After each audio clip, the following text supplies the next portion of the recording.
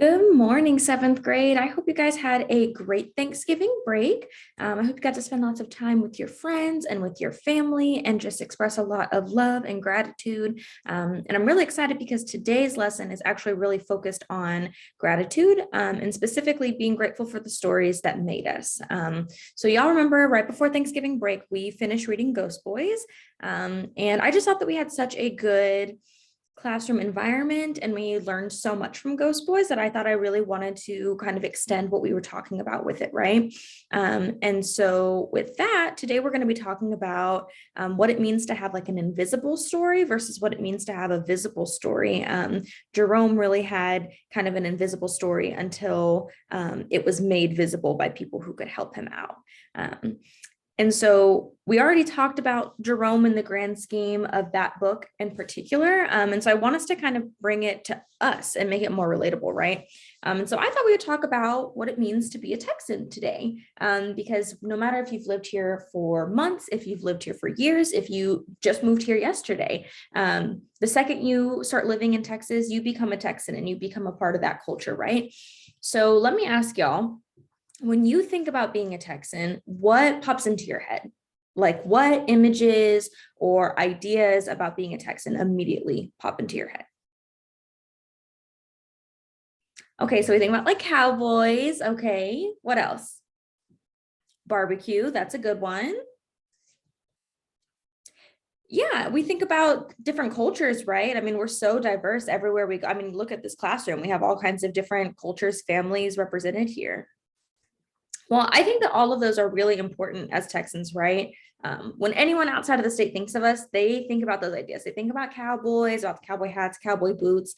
They think about, barbecue or about how diverse we are, the different cultures that we represent. And like I said, even if you just moved here, you're still a Texan. Everyone is welcome to be a Texan in this state. So I want to ask you, what if I told you that those things like cowboys, barbecue, other big traditions that we have in this state really came from other cultures? They didn't just start in Texas, they came from other people. Would you believe me? Let's watch this quick video and I'll get pulled up for y'all while I'm talking about it. I found this video about Texas culture and we're gonna learn a little bit more about what it really means to be a Texan. So let me share my screen real quick. And just let me know if y'all can't hear it.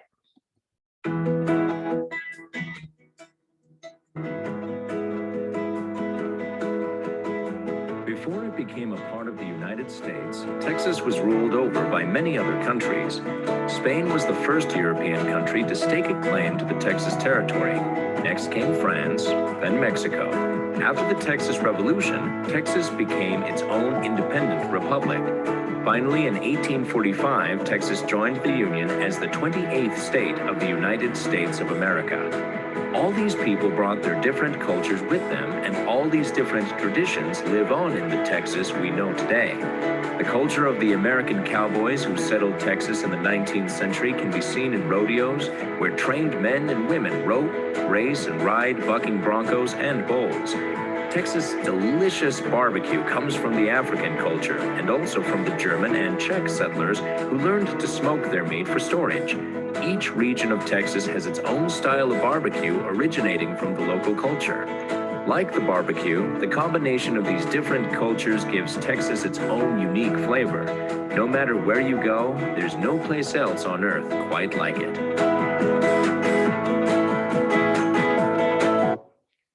Okay, so let me stop sharing my screen real quick. Get everything pulled up for you. So I know that that was a pretty short video, but was there anything that really surprised you there? Like, did you know that several of these big cultural markers in our state, like barbecue, for example, came from other cultures? Yeah, right. I didn't know that either, even until I was starting to make this lesson for you guys. I didn't know that barbecue came from African and German traditions. And I love barbecue. It's one of my favorite things to do with my family. Um, for me, when I think about what it means to be a Texan, I immediately think about things like Whataburger. I think about lots of cows. That's my favorite animal. And I even think about my favorite flower, which is the bluebonnet. That's our state flower, right? Texas is actually super famous for our wildflowers that grow in the spring, especially the ones that grow on the side of the highway, right? Like when you're driving down 35 and you see all of those wildflowers, other states don't have that. Texas is pretty well known for that. And so for me, bluebonnets have played a really big part in my life and my identity as a Texan. I'm sure plenty of you have taken pictures in the bluebonnets. My grandma made me do that every single year until I was 18. Okay, so until I was an adult, I took pictures in the bluebonnets, and even still to this day, sometimes I go and I take pictures. But what if I told you that this state flower that we see, this beautiful flower on the highway, and everybody thinks it's illegal to pick it? It's actually not. That's a myth. But what if I told you it has a really rich history outside of today's Texas traditions? I'll let you know the flower actually has a great legend surrounding it that comes from the Comanche tribe of Native Americans. And so I found this book that I'd like to share with y'all that really talks about the legend. And it's one of my favorites from when I was growing up. I used to love this book. And so while the video reads to you, I really want you to think about what you already know about Texas and kind of what you'd like to learn more about, especially when it comes to like the identities that you have.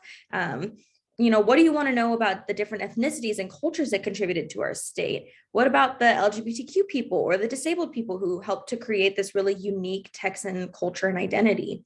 I want you, while you're watching this video, if you have those questions and you're thinking about those things, to write them down in your notebook while the video reads to you, okay? So let me share my screen again.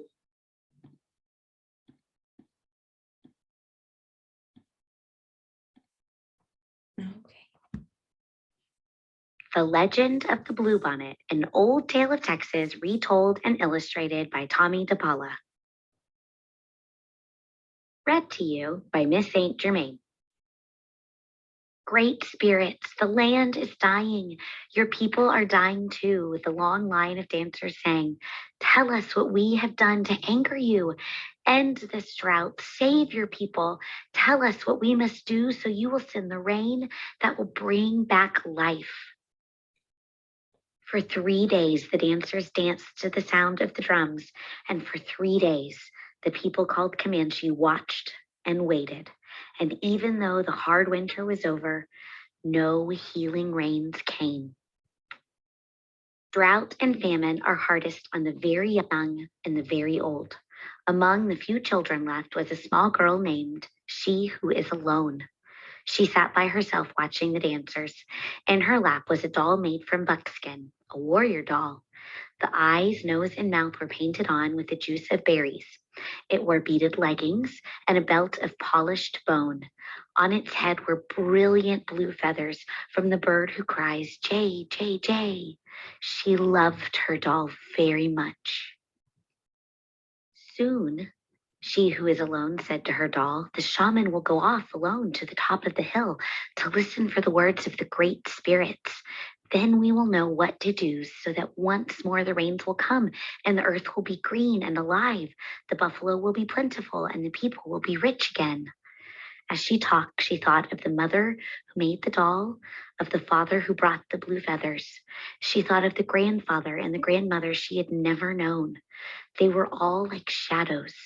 It seems long ago that they had died from the famine. The people had named her and cared for her. The warrior doll was the only thing she had left from those distant days.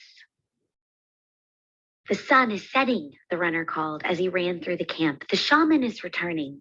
The people gathered in a circle and the shaman spoke. I have heard the words of the great spirits, he said.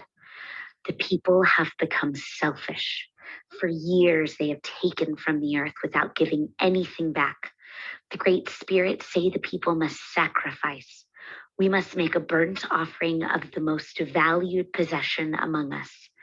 The ashes of this offering shall then be scattered to the 4 points of the earth, the home of the winds. When this sacrifice is made, drought and famine will cease, life will be restored to the earth and to the people. The people sang a song of thanks to the great spirits for telling them what they must do. I am sure it is not my new bow that the great spirits want, the warrior said. Or my special blanket, a woman added, as everyone went to their teepees to talk and think over what the great spirits had asked. Everyone, that is, except she who is alone. She held her doll tightly to her heart. You, she said, looking at the doll, you are my most valued possession. It is you the great spirits want. And she knew what she must do. As the council fires died out and the teepee flaps began to close, the small girl returned to the teepee where she slept to wait. The night outside was still, except for the distant sound of the night bird with the red wings. Soon everyone in the teepee was asleep, except she who is alone. Under the ashes of the teepee fire, one stick still glowed. She took it and quietly crept out into the night.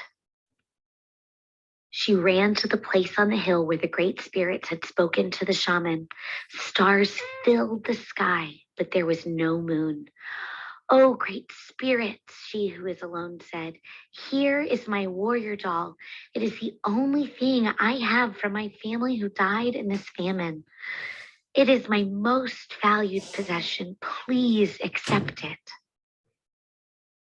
Then, gathering twigs, she started a fire with the glowing fire stick. The small girl watched as the twigs began to catch and burn. She thought of her grandmother and grandfather, her mother and father, and all the people, their suffering, their hunger. And before she could change her mind, she thrust the doll into the fire. She watched until the flames died down and the ashes had grown cold. Then, scooping up a handful, she who is alone scattered the ashes to the home of the winds, the north and the east, the south and the west. And there she fell asleep until the first light of the morning sun woke her. She looked out over the hill, and stretching out from all sides where the ashes had fallen, the ground was covered with flowers. Beautiful flowers as blue as the feathers in the hair of the doll, as blue as the feathers of the bird who cries, Jay, Jay, Jay. When the people came out of their teepees, they could scarcely believe their eyes. They gathered on the hill with she who was alone to look at the miraculous sight. There was no doubt about it. The flowers were a sign of forgiveness from the great spirits.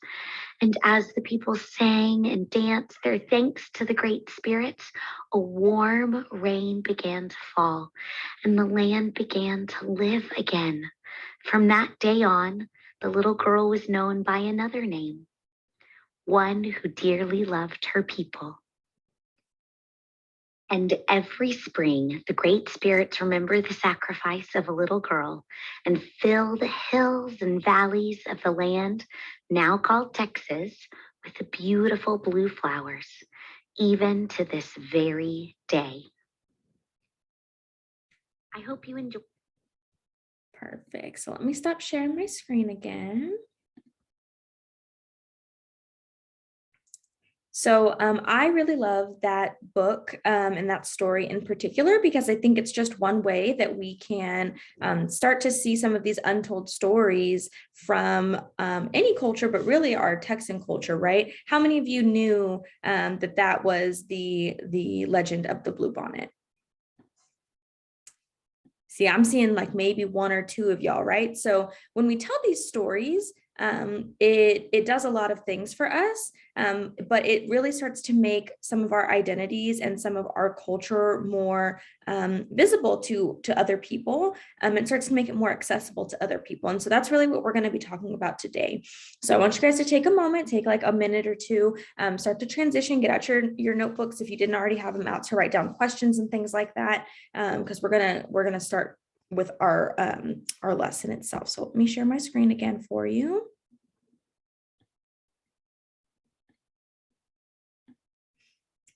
Okay, so now that we've like really seen a few ways that Texas as a whole was shaped by other cultures and by other people, we're going to talk a little bit more about our beautiful state culture overall.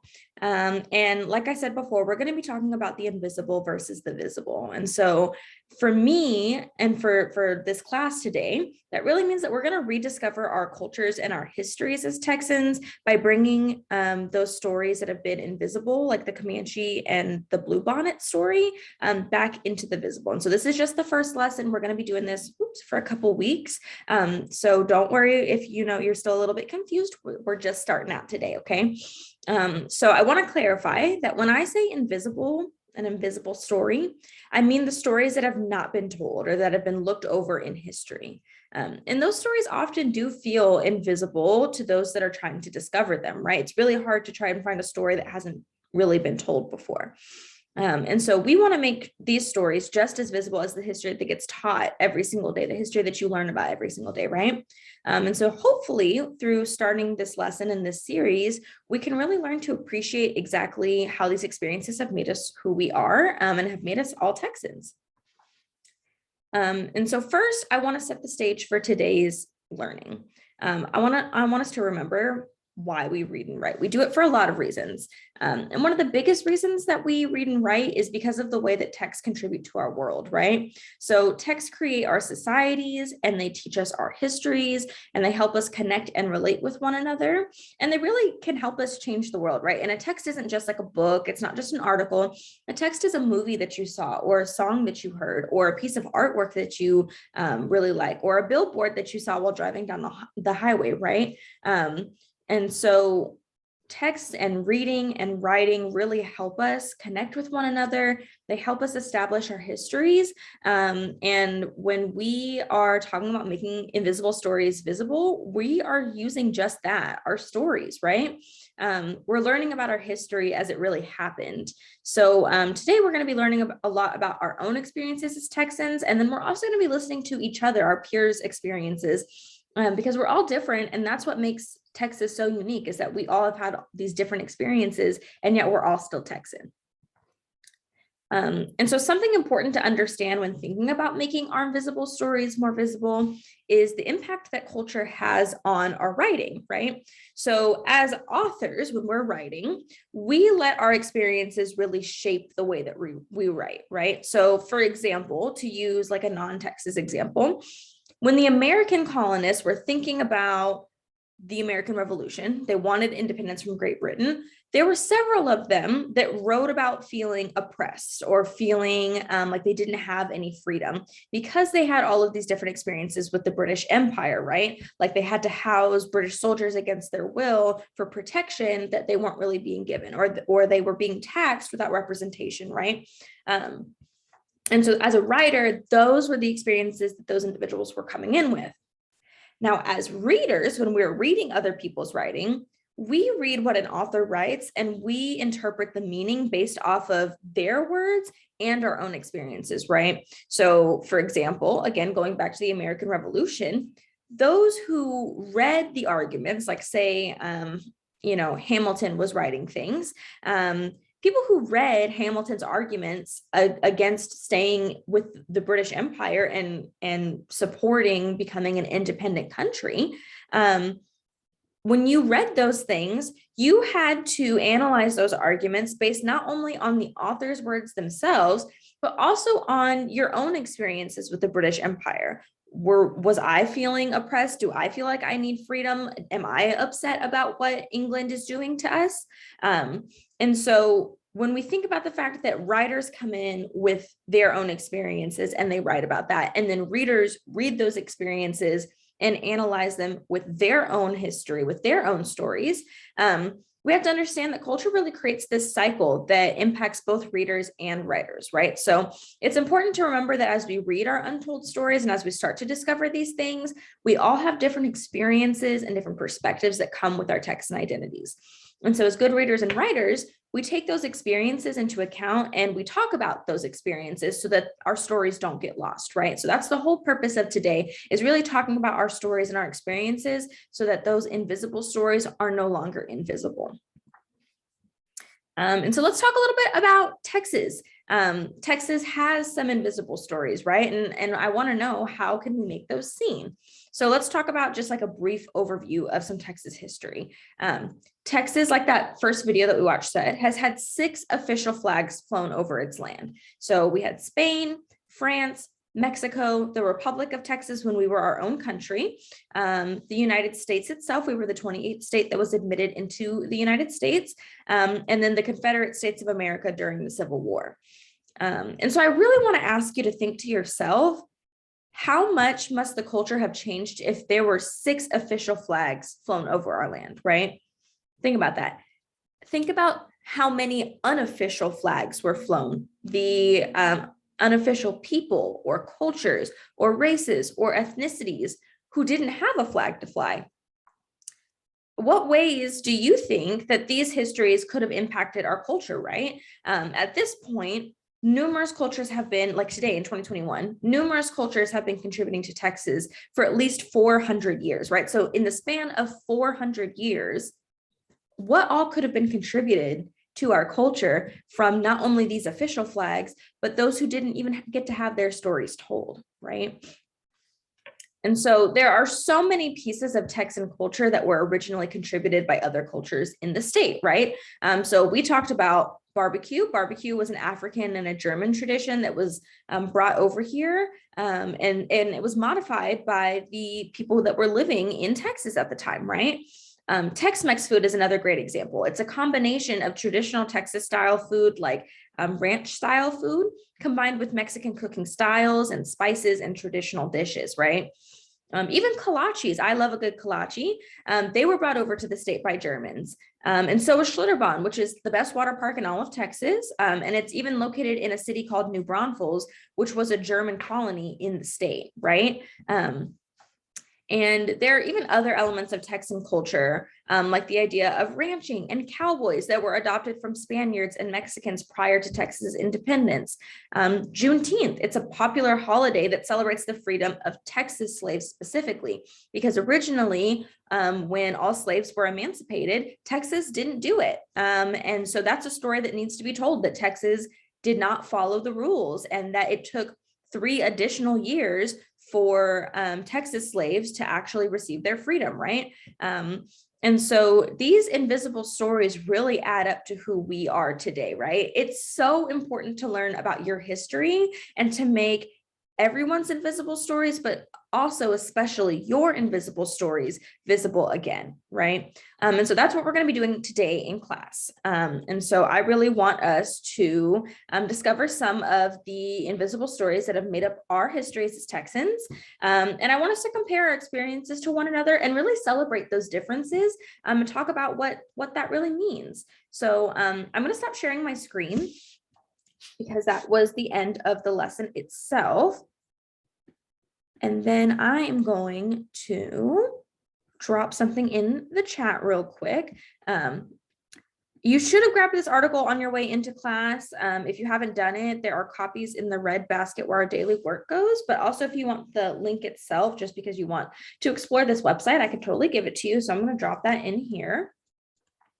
Okay. And so while I was, planning this for you guys, I found this article and I thought it was really interesting. I thought it would be really nice to read it and talk about it in class.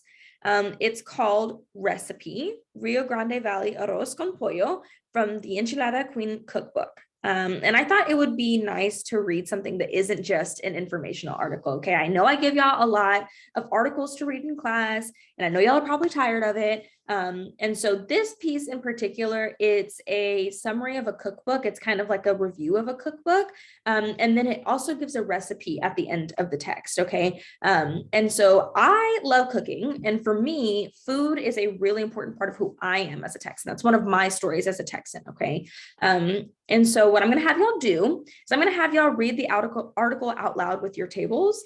And you'll each paragraph just have another person at your table read. And if you get through with everybody at your table and there's still more to read, keep going, keep switching it around. But while you read, I want you to annotate the text. Make sure you have a highlighter and you have a pen or a pencil. And I want you to annotate it in any places where you feel like you relate to something. So for example, when you're reading the article, if you know the cooking process that the author is describing, or you've tasted that dish before, I want you to write a little note and kind of talk about how you relate to that section, okay? And if for some reason you don't relate to the piece at all, I also want you to write about that.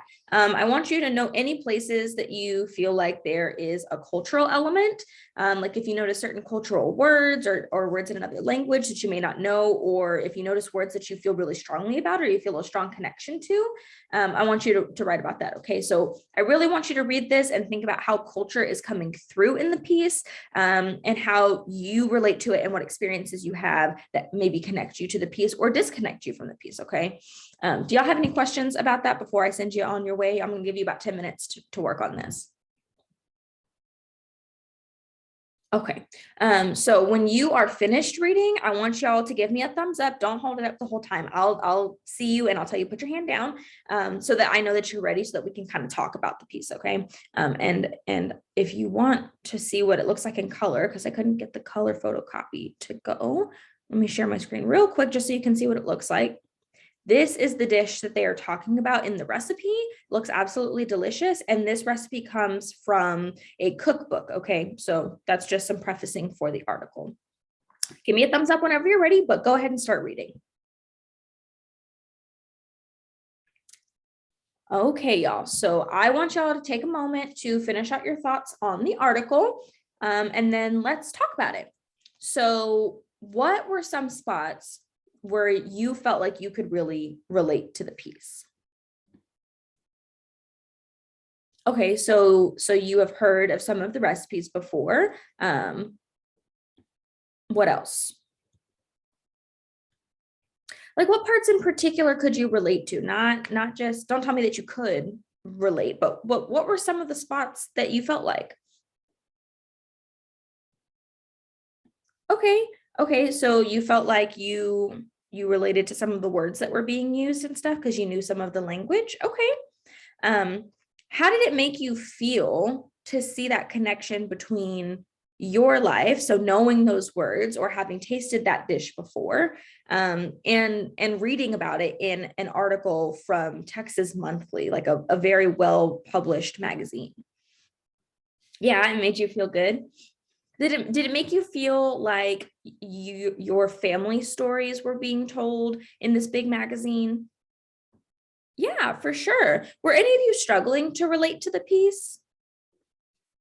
Okay, a couple of you. Why do you feel like you struggled? Was it just like the way that it was written? Do you not like cooking? Did you not relate to the culture that was being talked about? Okay, so some of y'all had never heard of this food. Some of the words didn't make sense. Okay, and some of y'all just don't like cooking. How did it make you feel to not connect with the piece? It was kind of frustrating. Yeah, and that's something important too to think about is, how many times do you relate to something that you're being taught, and how many times do you not relate, and what are your feelings that are associated with that, right? What ways did you see maybe Texan and Mexican cultures interacting with each other in the piece? Okay, so it is Tex-Mex foods. That's good. What else? Yeah, so the author of the cookbook grew up in Texas, but she had a really strong relationship with her Mexican heritage and her family, right? Um, how'd you guys feel about reading a recipe?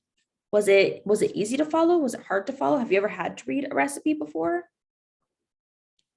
Okay, so it was nice. It kind of broke up the text for you. What else?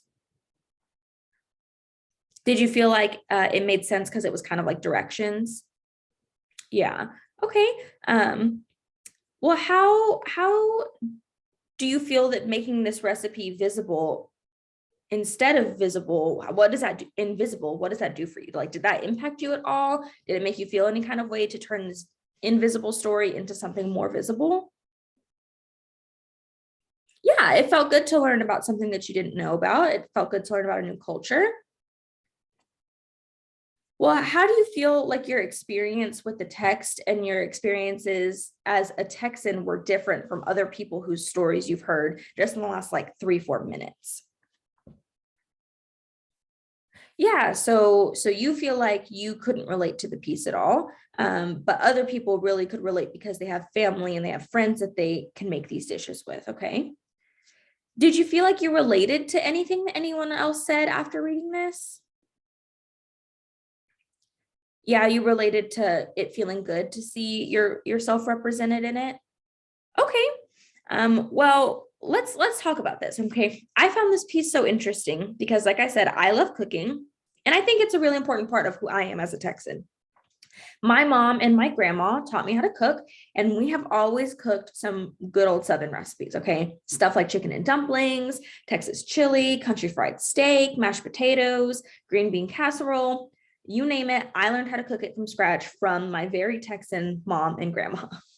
And that's one of the beautiful things about being a Texan is that our identities were made from scratch, right? From all different kinds of ingredients and all different kinds of stories, some of which never got the recognition that they deserve. Have you ever eaten something and you're like, that's a really good flavor, and someone tells you what their secret ingredient is? Yeah, so sometimes we don't get to tell what our secret ingredient is in the stories that make up our cultures and our identities as Texans, right? So today, we're going to be creating our own Texan recipes. Okay, so in a few minutes, y'all are going to get into your table groups again, and you're going to create one big recipe for a typical Texan. Okay, you're going to have a big piece of easel paper, and they're over in the back of the classroom. I'll have y'all get them in a little bit. And it's going to have a gingerbread person drawn on there since it's after Thanksgiving and it's the holidays. And you're going to do two things. First, you're going to create the recipe for the perfect Texan, and then you're going to decorate your gingerbread person to embody that recipe, okay? But I know that sounds a little bit confusing. Like, how do you make a recipe for a Texan? How do you make a recipe for an identity? Well, let me show you my Texan, okay?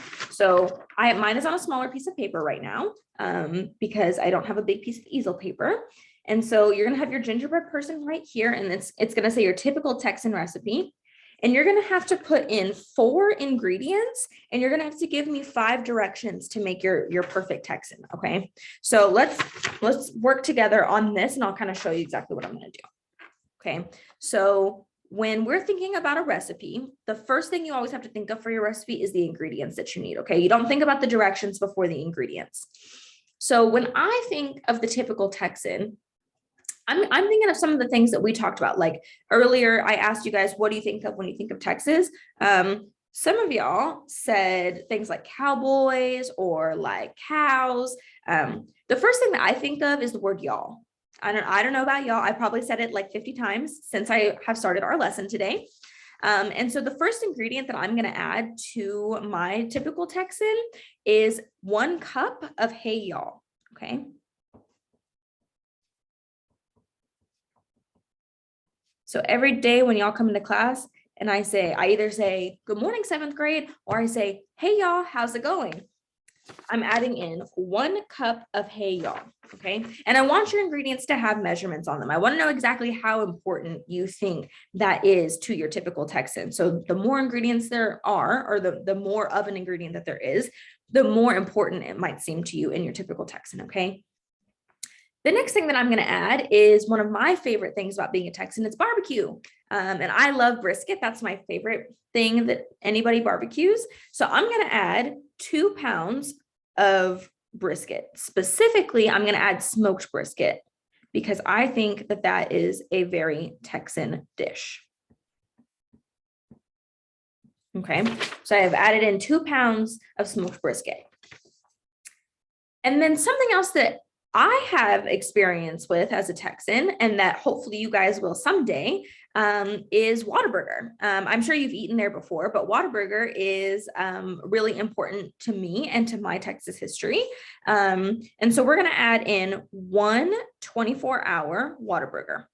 And it needs to be a 24-hour Whataburger because as an ingredient, it is the best when you are using it after a football game, especially one that you've won. Okay, so let me write this down.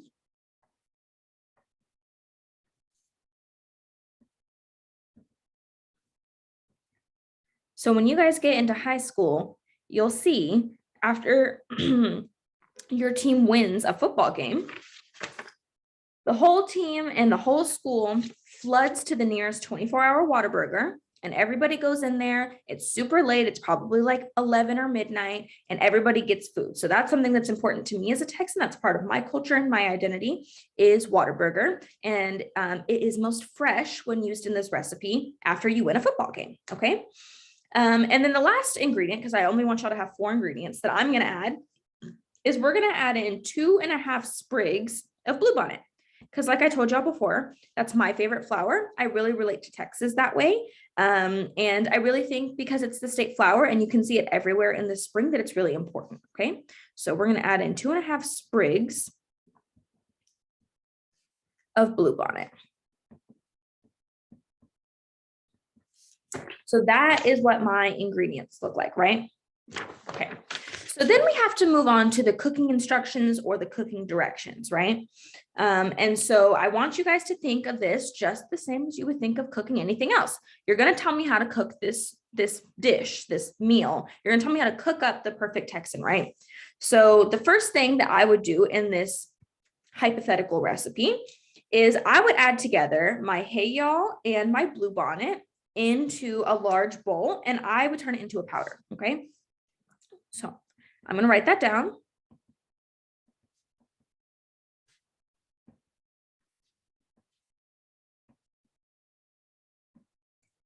So we're going to add the hey y'all and bluebonnet into a large bowl.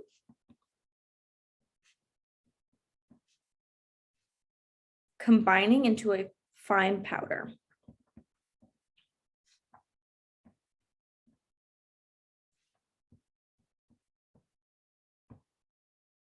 Okay, so that's the first step, is to make it all into a fine powder.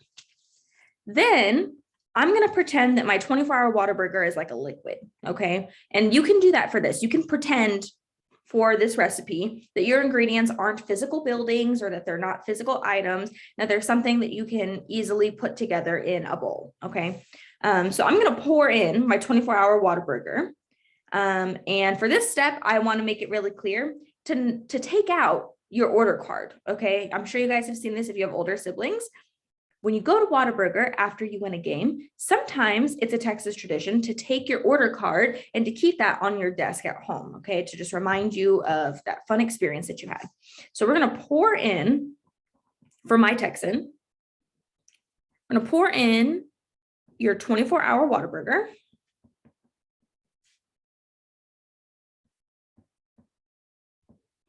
Taking out your order card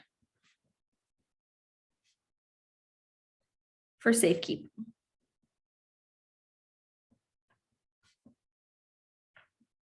Okay, and so now I've poured in my Whataburger into my fine powder. So we're going to use a whisk and we're going to mix it all together until it turns into a dough. So using a whisk,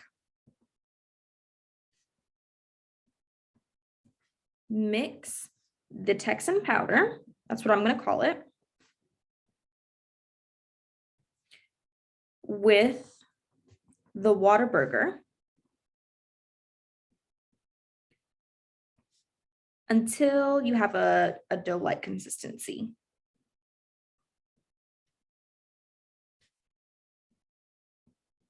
Okay. So now I'm on to step 4. Remember, you're going to have 5 steps in your cooking instructions. Then we're going to shred our brisket. That's our last ingredient that we haven't used yet, right? We're going to shred our brisket and we're going to knead it into the dough. So shred your smoked brisket.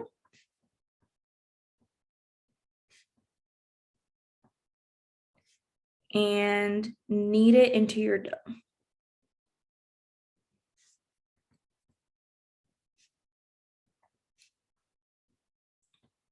And finally, we have to cook the product, right? We have to cook the dish. So I'm going to have us bake it at 425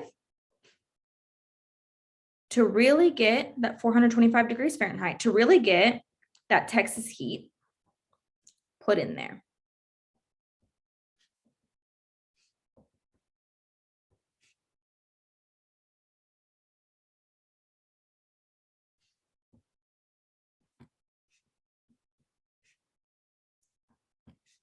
and you'll bake until golden brown.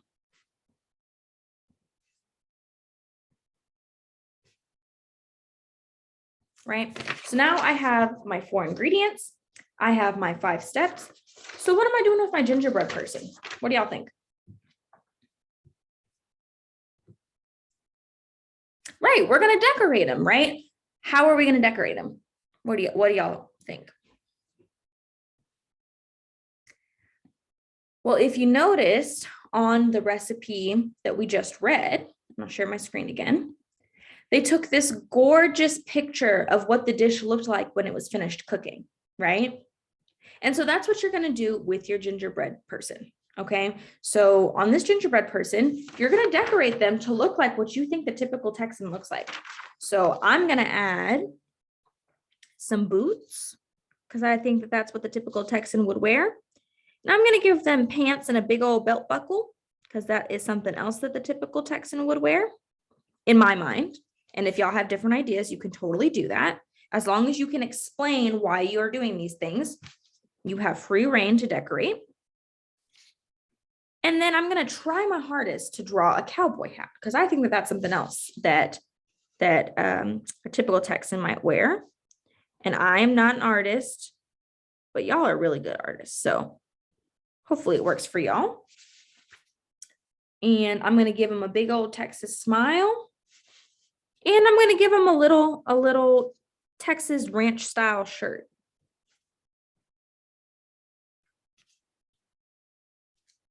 Okay. And so that is my typical Texan. You can add anything you want. If you want to add cows, you can add cows, anything like that, but you need to decorate your dish. You need to present your dish to me as to what it would look like when it was finished cooking. You need your 4 ingredients and you need your 5 steps for cooking. Okay. Does anybody have any questions about what I just did with my typical Texan? Yeah, so do not use the same ingredients as me. Okay, and remember your ingredients do need to have measurements on them. So it needs to say 1 cup, or it needs to say a dash or a sprinkle or 2 pounds or whatever the case is, right? Any other questions? Okay, so I'm gonna have y'all send one person from your table to go grab your piece of easel paper. It already has your gingerbread person drawn on it, and it has all your spots for your ingredients and your cooking instructions. And I'm gonna give y'all like 15 minutes to work on this together, okay? Remember, you're making your recipe for the typical Texan. And I want you to base it on your own experiences and just your general knowledge of what Texas culture looks like, right? I'm trying to help us turn invisible stories into visible stories. So I want y'all to use a recipe to do that. Okay. Let me know when y'all are finished. Again, just give me a thumbs up, and then we will have y'all share them aloud with the whole class. So I want everybody to have a part in presenting to the whole class. Okay. Perfect. Y'all did so great with that activity. And I really enjoyed what y'all thought the typical Texan was. So now that you had a chance to create the typical Texan recipe with your groups, I really want to point something out that I noticed. As each of your groups presented, I saw that none of you really reflected your own personal experiences as a Texan into the typical Texan, right? I saw a lot of rodeo stuff. I saw a lot of farming, a lot of cowboy boots, but none of y'all really mentioned any sort of cultural traditions that related to your Hispanic, Asian, or Black identities, or your LGBTQ identities, or any other identities that you hold. And that doesn't mean that you did the activity wrong, not at all. But I want you to remember that you are the typical Texan, right? I want your invisible stories to come into the visible, okay? You bring a wide range of different identities and cultures to the overall Texas culture that makes it so wonderful, that makes it one united culture, okay? So now I'm gonna give each of you an 8.5 by 11 piece of paper, and it's gonna have your gingerbread person printed on it, okay? And you're going to write your Texan recipe. So I want you to include details about how your cultures and your identities and your experiences have made you the Texan that you are. Okay, so again, you're going to do 4 ingredients minimum. You can add more if you'd like. I didn't put numbers on here, and I didn't put numbers on the directions either, because I want y'all to take this and I want you to really make it your own, okay? You're going to follow the same format as before, right? So you need your ingredients 4 minimum, and you need your directions 5 minimum. But this time the gingerbread person is going to be decorated to look like your Texan identities. And your recipe should really reflect your own life. So if you went to the state fair one year and that really impacted you, that needs to be a part of this. If you really relate to cooking, barbecue because it's a family tradition for you, that needs to go in here, right? It needs to just reflect your story, because I want your invisible stories to become a part of the very visible Texas history that we all know and love, okay? So if y'all have any questions, just let me know, call me over, raise your hand. Otherwise, go ahead and get started on your personal recipes, okay? All right, y'all. I've been walking around and I've been seeing your personal recipes and they all look fantastic. Let me ask you, how did you feel writing those recipes? It was kind of awkward at first. Why was it awkward for you?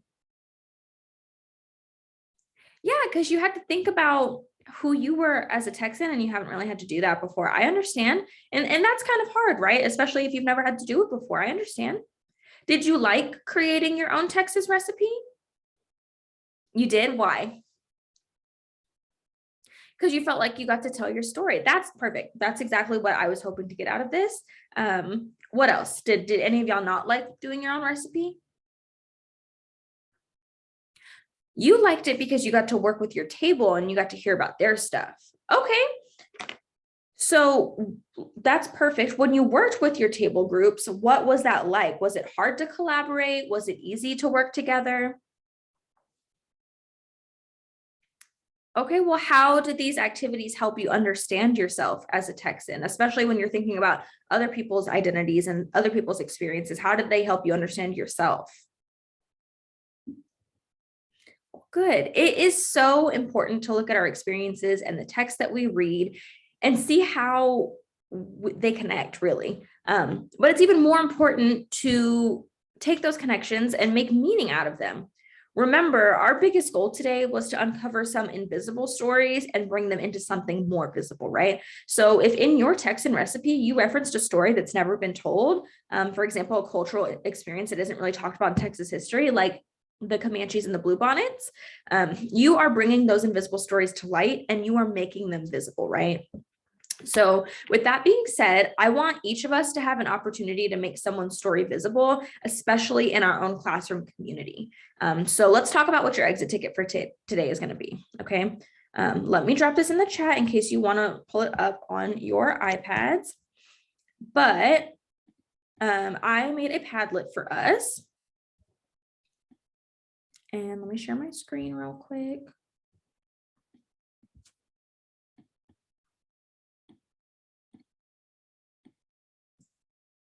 Okay, so I made this Padlet for us. Oh, you guys can't see all of it.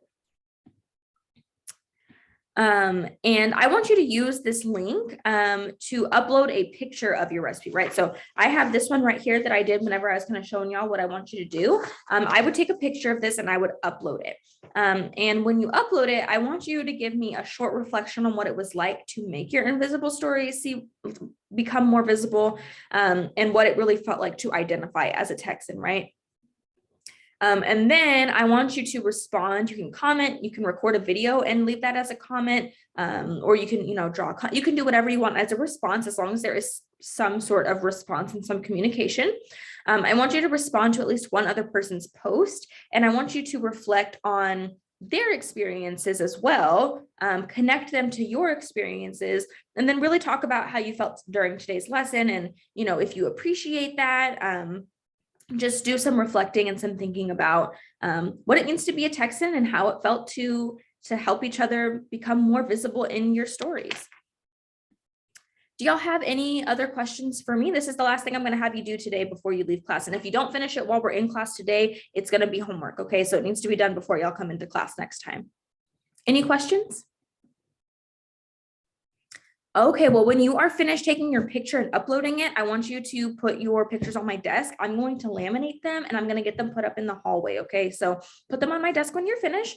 But otherwise, I hope you guys had a great class, just as great as I had, and I will see y'all tomorrow.